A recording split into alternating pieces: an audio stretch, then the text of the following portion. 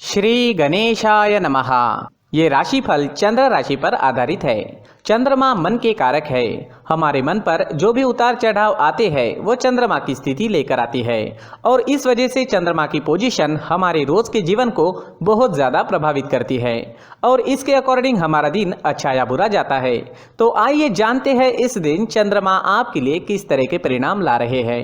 दोस्तों, इस दिन चंद्रमा आपके पहले भाव में लग्न स्थान में यानी आपकी राशि में ही रहेंगे।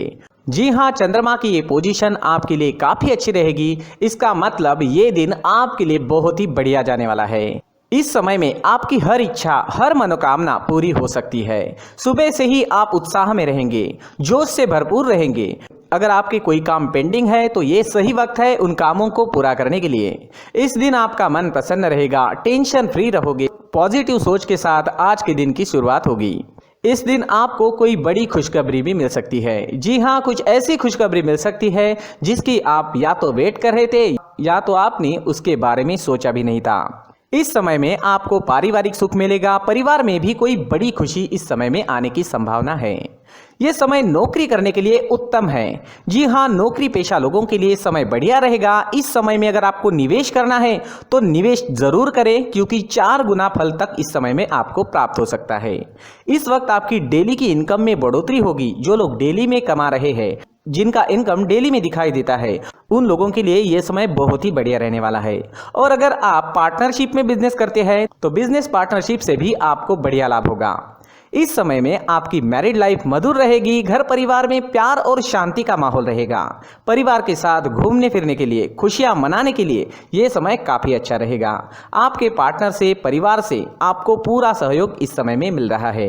यह समय यात्राएं करने के लिए भी बेहतरीन है। जी हाँ दोस्तों, अगर यात्राएं करनी है तो आप जरूर कर सकते हैं, क्योंकि इस समय में यात्राएं आपके लिए लाभकारी रहेगी।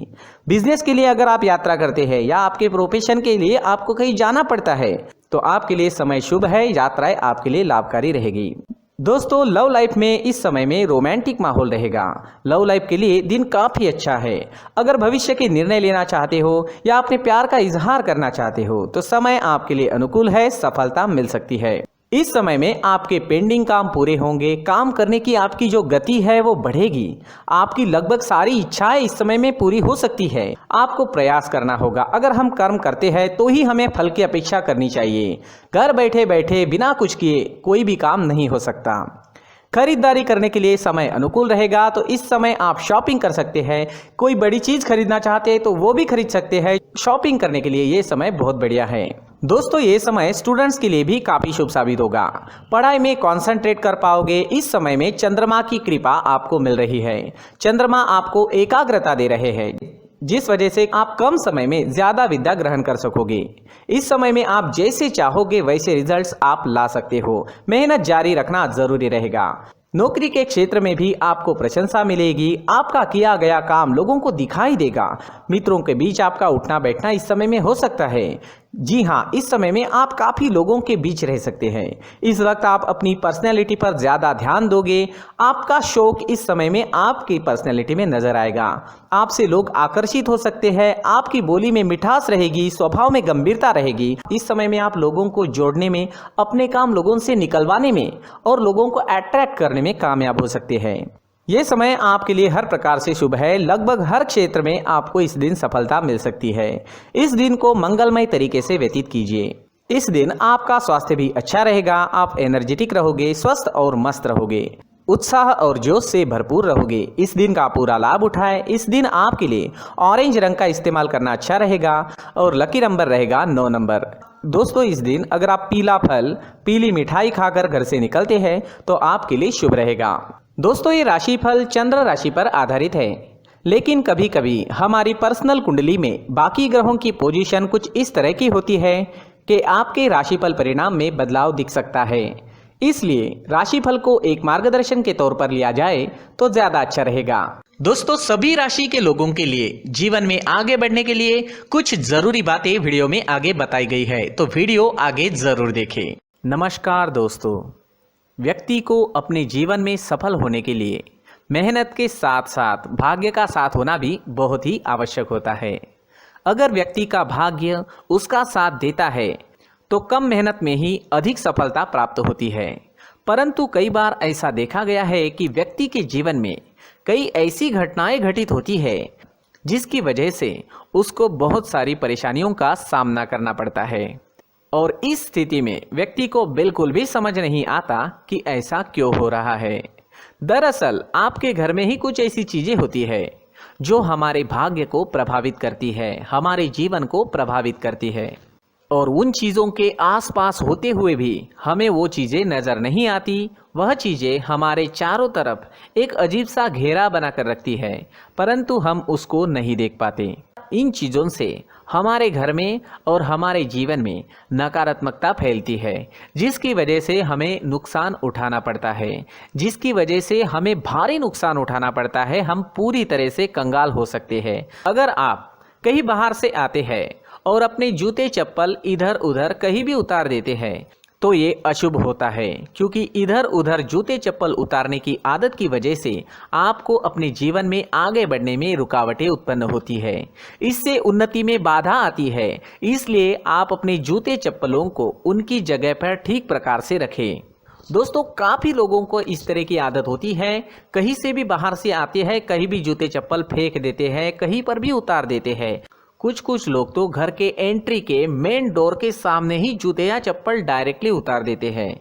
ये तो बहुत ही गलत है। साथ ही कुछ लोग जूते चप्पल उल्टे रख देते हैं, उस पर ध्यान नहीं देते। लेकिन इन चीज़ों पर ध्यान देना बहुत ज़रूरी होता है और जूते चप्पल हमारे जीवन को बहुत ज़्यादा प्रभावित करते हैं। दोस्तों, ध्यान रखें, जूते चप्पल हमेशा साफ सुथरे रखें और उनको उनकी जगह पर रखें। उनके लिए एक स्थान बनाएं, उस स्थान पर रखें। अगर कोई व्यवस्था उनके लिए की है तो बहुत ही अच्छी बात है, वहां पर उन्हें रखें, साफ सुथरा रखें। जूते चप्पलों को उनकी जगह पर कुछ इस तरह से रखें कि वो देखने में भी अच्छी लगे। अगर वो चीजें देखने में अच्छी लग रही है तो फिर उनसे निगेटिव एनर्जी उत्पन्न होने की संभावना बिल्कुल भी नहीं रहेगी। तो दोस्तों, इस बात का ध्यान जरूर रखें। साथ ही दोस्तों, एक और बात है जिस पर आपको ध्यान देना बहुत जरूरी होता है। हमारे घर के छत के ऊपर जिन चीज़ों का हमें काम नहीं होता है उन्हें हम घर के छत के ऊपर रख देते हैं। ऐसा करते करते देखेंगे तो घर के छत के ऊपर कबाड़ जमा दिखता है। जी हाँ, जो चीज़ें हमें लगता है आगे जाके हमारे काम में आ सकती है वो हम घर के ऊपर रख देते हैं, लेकिन वो चीज़ें तो काम में नहीं आती। हमारे जीवन पर वो चीज़ें बहुत ही गहरा निगेटिव इफेक्ट डालती है। इसलिए हमारे घर के ऊपर का जो भी एरिया है वो पूरी तरह से साफ सुथरा रखें। जी हाँ, साफ सुथरा रखना है और एक भी बिना काम की चीज हमारे घर के ऊपर नहीं रखनी है। दोस्तों, नहीं तो हम जीवन में मेहनत करते ही रहेंगे और हम जितना पा सकते हैं उतना नहीं पा सकेंगे, क्योंकि ये चीजें हमें कहीं ना कहीं हमारे जीवन में पीछे रखेगी।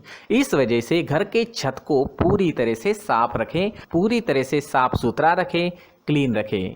साथ ही दोस्तों, हम हमेशा देखते हैं घर के ऊपर जाने के लिए जो सीढ़ियां हैं, उन सीढ़ियों के नीचे जो जगह होती है वहां पर सामान हमेशा रख दिया जाता है।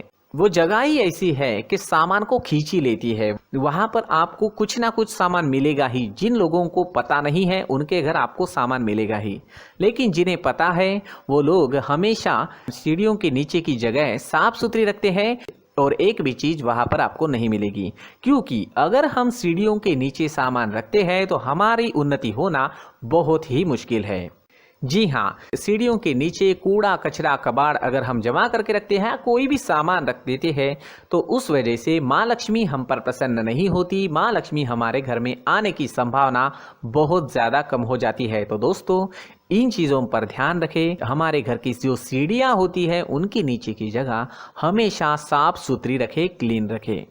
साथ ही दोस्तों, अगर आपके घर में ऐसी कोई चीज मौजूद है जिसका आपको काम नहीं है, जैसे टूटे फूटे बर्तन, आईना, तस्वीरें, इलेक्ट्रॉनिक सामान, सोफा, कुर्सी, टेबल, पलंग, घड़ी, झाड़ू, गमला इत्यादि, तो आप इन सामानों को अपने घर से तुरंत ही बाहर निकाल दीजिए, वरना इससे आपको बहुत बड़ी परेशानी हो सकती है। आपको ये चीजें कंगाल बना सकती है। तो घर में ऐसी चीजों का मौजूद होना शुभ नहीं माना गया है। इससे धन की देवी माता लक्ष्मी जी का प्रवेश घर में नहीं होता है। इन चीजों से आपके घर में नकारात्मक ऊर्जा का संचार होता है और जिस वजह से व्यक्ति को मानसिक समस्याओं का सामना भी करना पड़ता है।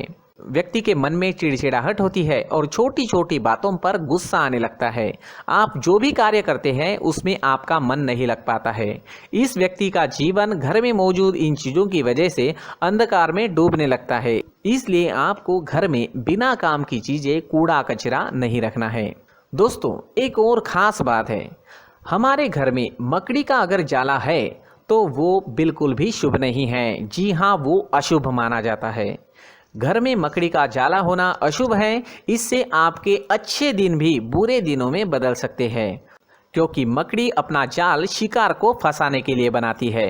और अगर आपके घर में मकड़ी का जाला है तो इससे घर में नकारात्मक ऊर्जा का प्रभाव अधिक बनता है और वास्तुशास्त्र के अनुसार इससे सकारात्मक ऊर्जा का नाश होना शुरू हो जाता है और घर में नकारात्मक ऊर्जा बहुत ज़्यादा बढ़ जाती है। इसलिए आप अपने घर को हमेशा साफ सुथरा रखें।